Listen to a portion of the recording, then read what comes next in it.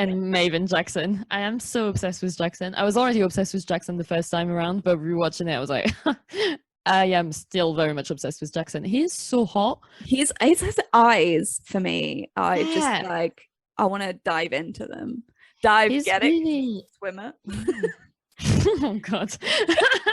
I'll Yes. see myself out now. Very good, Jess. Very good.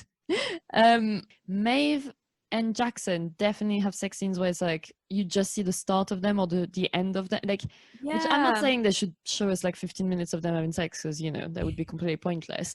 Not that I would complain. I was about to say, special extended cut, please. But I think it's just very much like, I don't know, it just doesn't tell us much about them, whereas I feel like a lot of the other sex scenes are really well used to like move the plot along, tell us more about the characters. I feel like their sex scenes are generally just, oh, they're having sex, by the way, but that's about it. Yeah, I see what you mean, because maybe it does tell us a little bit about just how it is quite, they're not really into like connecting into with each other. Yeah, exactly. But I mean, if they're having really hot sex, it would be nice to like not experience that as in like be super pervy as an audience, but be like just adding more to their, I don't know, chemistry. Yeah. Which you don't really see a lot of their chemistry. But I think that's also partly the problem with Maeve's character. Mm-hmm. That she's very like two-dimensional. Yeah. That it's like she's an angry teenage girl.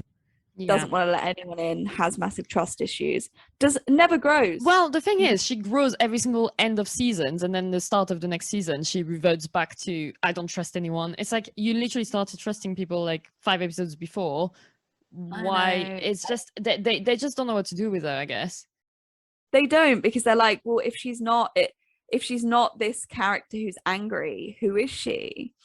And it's like it gets so repetitive, because obviously she has someone to trust in Amy. I do like that scene with her and Amy where they're like, we can be each other's mums. Like, I was like, that makes my heart happy.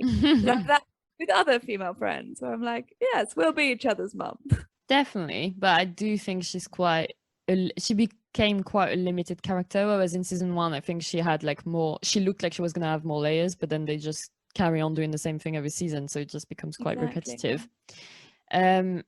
Jackson is also not getting enough, in my opinion. Like, I think season 1 was like quite interesting, season 2 really interesting, season 3 it's like, oh, who are you? Like, what's your story? You have no story. Exactly. And that, like, because I really liked in season 2 where he had this whole identity crisis of like, who am I beyond being a swimmer? And then in season 3 they had to like wedge in another character and like destroy Viv in the process. Like, him and Viv had this really strong friendship, and then that was just destroyed in the process. And then like the cast of Sex Education and the whole world is so diverse. It just felt so wedged in when they brought in Cal, because Cal has nothing in their personality apart from being non-binary, and that's not enough to make a character interesting. Like, all we know about them is they're American, I think, and they skateboard, I assume, because they're always walking with a skateboard, and they're non-binary, and that's literally it. And that's exactly what season 1 did so well, was Eric was not the black gay best friend. He was like Eric with everything else that Eric has, and he was very interesting, funny, cool, slightly self-centered, wanting to be popular. Like, I don't know, he has like so many different facets of his personality, like human beings do. And Cal did not get the chance to get that, just because they're one of however many main characters this season. Like, there's just no so many main characters. It was so so disjointed. And you also have like Jackson has 2 mums, and he just has 2 mums, and it was such like I remember when I first saw it and I was like, oh, okay. And it was just that's what made season 1 so great, was so there good, was so much diversity without it being like hammed in. Also, can we talk about how Jackson can do splits for just 1 second?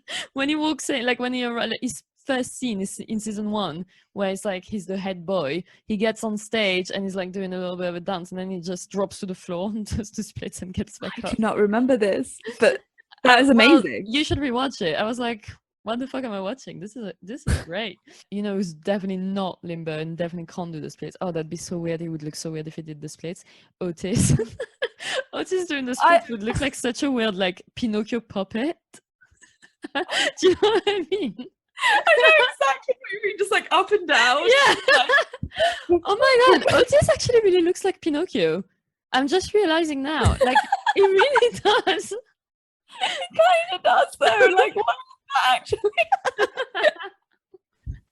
But yeah, all I noticed in the scene where Otis can't get hard, and he thinks it's because